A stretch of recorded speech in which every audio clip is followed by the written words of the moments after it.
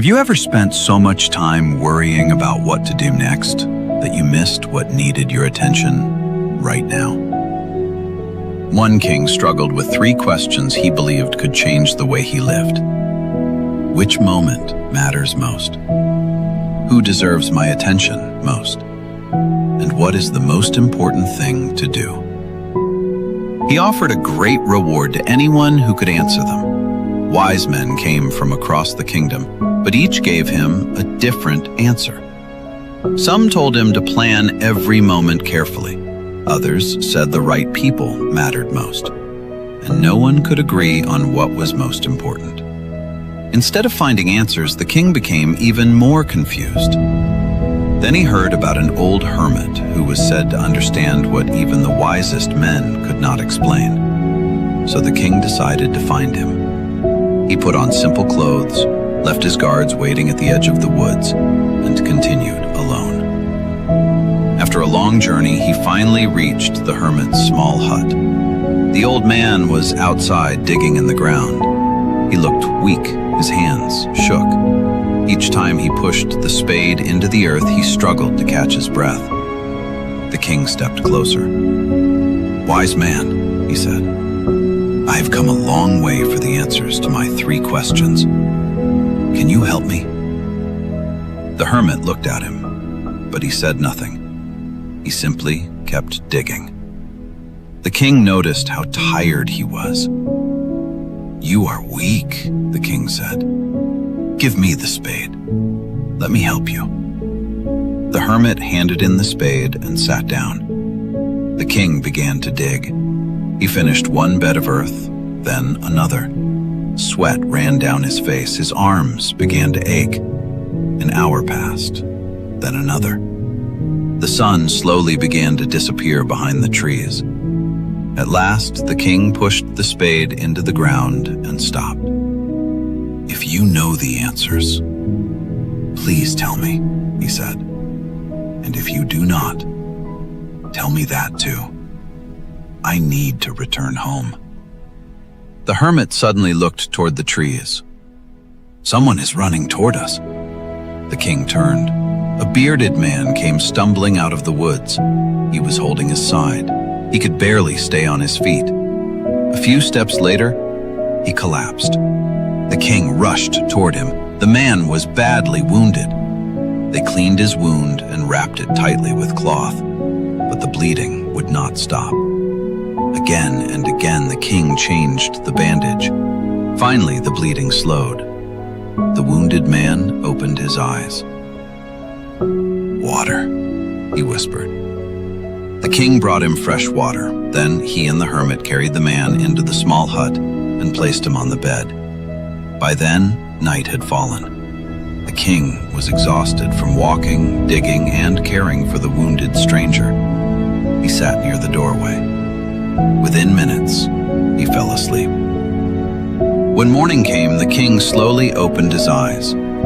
For a moment, he forgot where he was. Then he noticed the wounded man staring at him. "Forgive me," the man whispered. The king frowned. "Forgive you? I do not even know you." The man took a slow breath. "You may not know me," he said, "but I know you." The king stared at him. "I am your enemy." The king froze. The man continued. "You had my brother killed and took our land. I swore that one day I would take your life. I learned that you were coming here alone, so I hid near the road and waited for you to return. But you never came." The king listened in silence. "When it became late, I left my hiding place to look for you. Your guards saw me and wounded me. I escaped into the wood." The man looked down at the bandages around his body. "If I had stayed out there, I would have died." He looked back at the king. "I came here to take your life, but you saved mine." His voice became weak. "Please forgive me. king could hardly believe what he was hearing.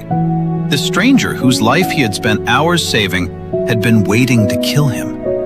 And now that same man was asking for forgiveness. The king forgave him. He promised to return his land and send a doctor to care for him. Then the king walked outside. The hermit was already awake. He was kneeling beside the beds the king had dug the day before, planting seeds. The king approached him. He still had not forgotten why he had come. "Wise man," he said, "before I leave, please answer my 3 questions."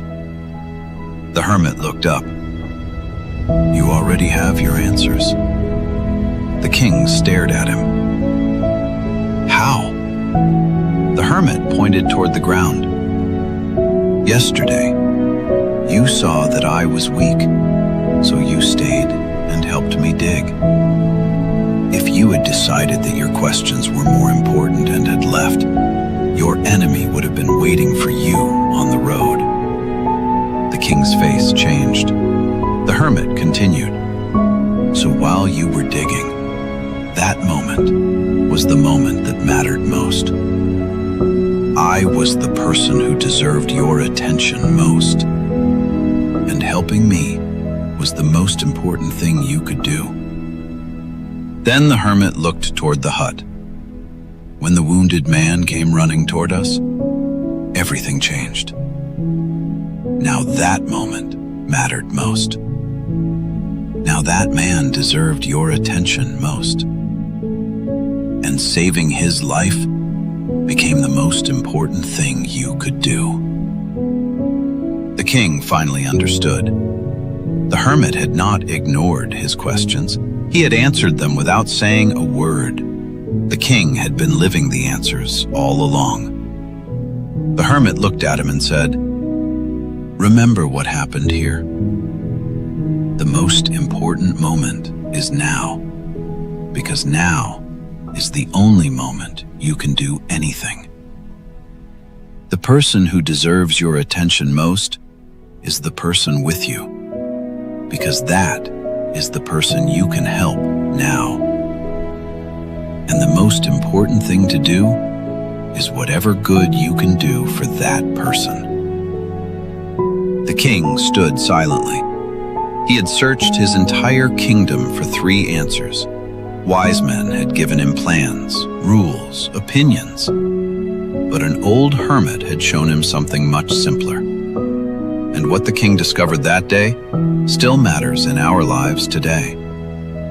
We spend so much time worrying about what comes next that we can miss what needs our attention now. Pay attention to the moment you have, the person with you, and the good you can do today. Now think about your own life. What have you been putting off while waiting for the right time?